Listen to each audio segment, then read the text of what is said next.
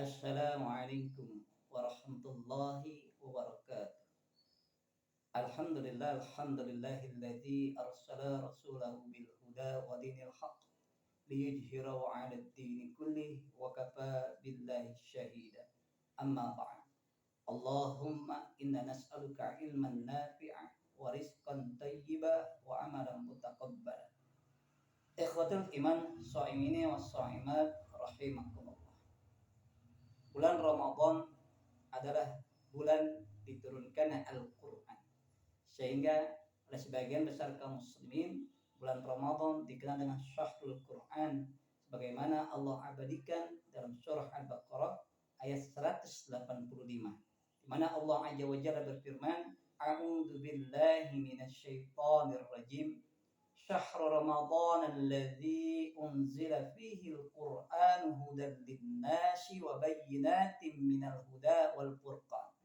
Yang artinya kurang lebih bulan Ramadan adalah bulan diturunkan Al-Qur'an sebagai petunjuk bagi manusia dan penjelasan-penjelasan tentang petunjuk dan juga pembeda. Al-Furqan di sini ma yufarriqu bainal haqqi wal batil, yang membedakan antara yang hak dan batil, al-halal wal haram, yang halal dan yang haram.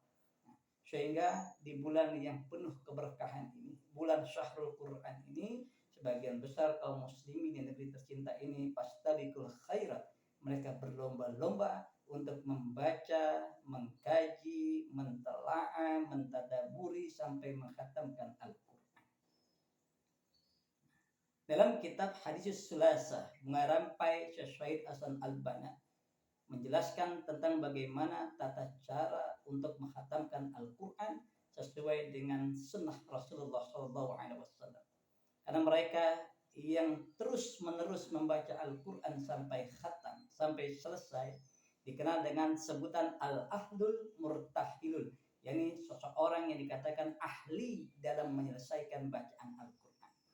Ternyata yang selama ini kita pahami, menghatamkan Al-Quran itu diawali dengan surat Al-Fatihah, diakhiri dengan surat An-Nas. Nah, dalam penjelasan hadis Sulasa, Bunga Rampai Syekh Hasan Al-Banna, ternyata tidak demikian.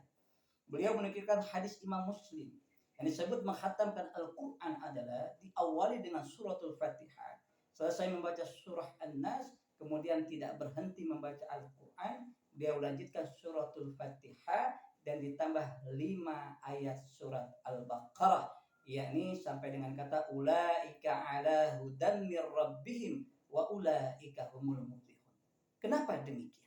Ternyata beliau menegaskan dan menjelaskan orang-orang yang menghatam Al-Quran dari surat Al-Fatihah sampai Anas ada kemungkinan karena mereka merasa sudah menutup Al-Quran, sudah menyelesaikan bacaannya sampai ayat yang terakhir surat ke-114. Sudah 30 juz, maka bisa jadi dia tidak langsung memulai untuk membaca Al-Quran kembali karena merasa dirinya sudah khatam atau sudah selesai menyempurnakan bacaan Al-Quran.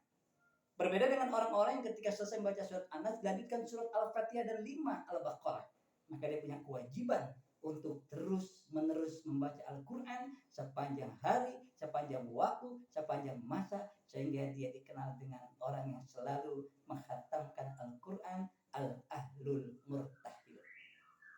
Maka mari sama-sama di bulan Ramadan ini kita fastabiqul khairat untuk menghatamkan Al-Quran, tetapi bukan berarti setelah Ramadan berlalu Al-Quran tidak kita baca lagi. Maka ikutilah contoh tatanan bagaimana menghatamkan Al-Quran sesuai dengan Rasulullah SAW. Diawali suratul Fatihah, diakhiri sampai dengan 5 surat Al-Baqarah, barulah kita berdoa, bermunajat kepada Allah Azza wa Jalla. Disitulah ada keinginan kita untuk senantiasa istiqomah membaca Al-Quran.